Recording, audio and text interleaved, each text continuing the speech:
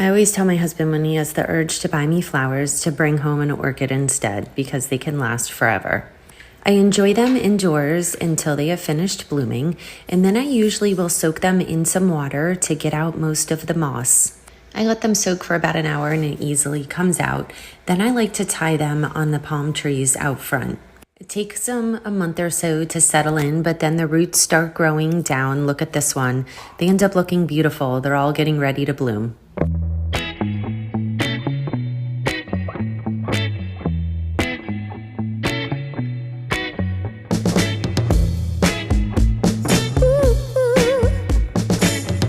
Today's the day, fam. Let's check this plant out. Let's see if it's in full bloom. She is beauty, she is grace, she smells so fucking bad. I can smell this flower from all the way over here. God, it is so stunning though. So obviously it's not a Titan arum. We think it's a konjac, so just a smaller species of the same genus. And it is a corpse flower, just not the corpse flower, but oh, it's so beautiful.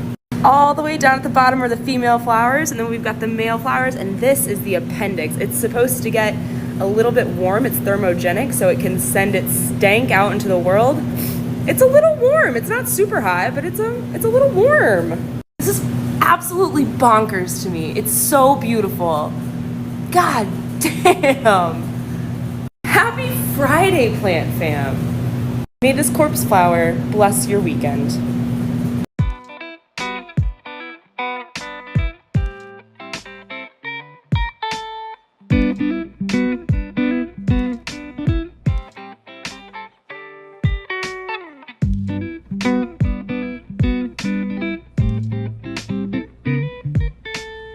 What's happening to your succulent?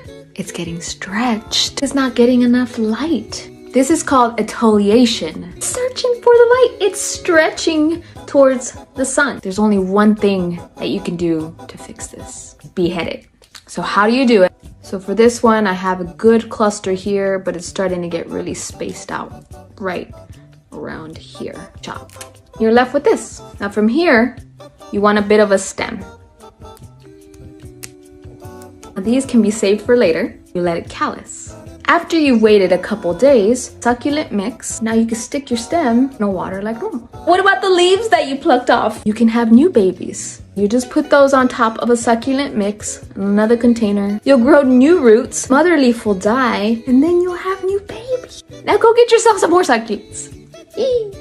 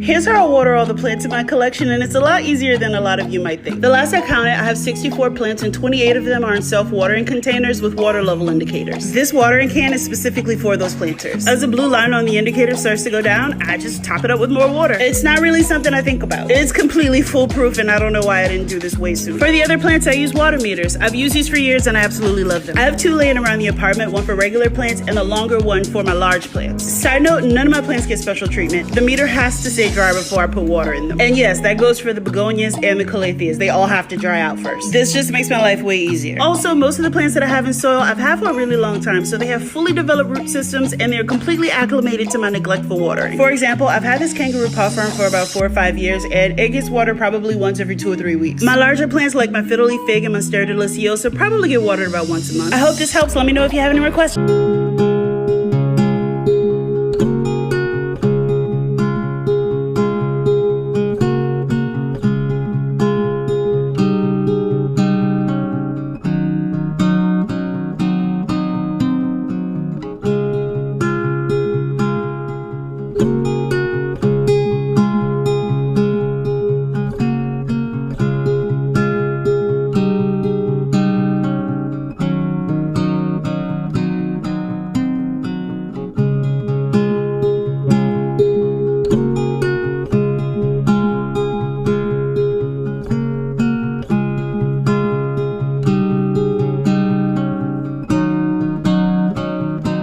Why do my plants wear socks? Not only do my plants enjoy being super fashionable, but this blocks light from reaching the medium and creating algae growth. It keeps it super clean. Hello, happy Thursday. I just wanted to show you my beautiful philodendron painted lady because she's incredible. And I just moved her out of the cabinet a few weeks ago and she's doing amazing, so good for her. That's all, bye! The day finally came for me to propagate my philodendron glorious. I put these 3 cuttings into a glass vessel so that I can water propagate. This is all that was left of the mother plant, and I'm just gonna leave it as it is. All I'm using is plain tap water and setting it in a bright location until I see roots appear. Once they do, I'm gonna pot everything back together with a moss pole. Air layering provides extra insurance for when we propagate a plant. So you can just take a cutting and root the cutting, which is what I do most of the time. However, by air layering, you're preparing and like pre-growing the roots for the plant for when you do that chop. So this plant is gonna have a much better shot at survival and growing. And another big reason that I'm doing it is because I want to try to maintain as much maturity as possible. I am finally getting some more mature leaves on this thing and it is just so beautiful. So I just wanna give it the best chance possible. So yeah, still in there, rooting up pretty well. You can see there's more roots in there. Oh, and also, I did end up adding the second vine into there as well through the plastic. I cut a little hole, so that vine is rooting into there as well. Thanks for your question. So my philodendron verrucosum that I've been air layering has rooted way more than I even expected. Like there's so many roots and it's like right fastened into the moss pole, so I think I'm gonna have to cut it. The moss pole is decapitated. I feel like I am doing surgery here. That was quite the procedure to get that off, but this is the result of the air layering. I now have like a fully rooted plant. Look at that.